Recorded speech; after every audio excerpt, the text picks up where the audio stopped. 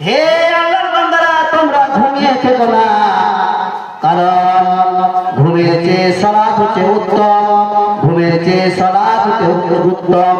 তোমরা ঘুমিয়ে থেকো না। মুয়াজ্জিন সাহেব বলে দিলেন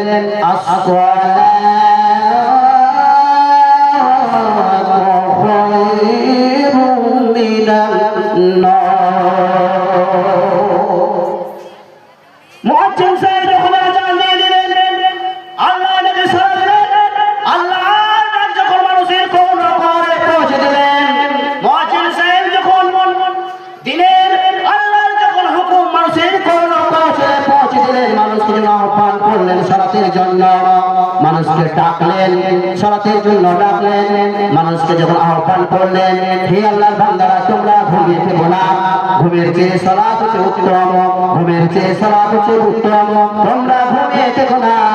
আমরা এমন মুসলমান, আমরা শুধু মুখে বলি, আমরা শুধু আমরা আল্লাহকে ভালোবাসি, আমরা আল্লাহকে খুব ভালোবাসি, আমরা নবীর উম্মত, আমরা শেষ নবীর উম্মত। আর আল্লাহ তাআলা বলেন যে 5 ওয়াক্ত সালাত ফরজ করেছেন, সালাত কায়েম করতে হবে, নামাজ পরিশুদ্ধ করতে হবে, নামাজ আদায় করতে হবে।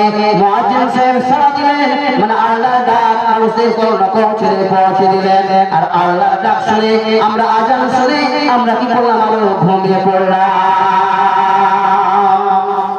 ঘুমাই না যখন আজান ঢাকা ঢাকা করে একবারে ঘুমিয়ে যায়।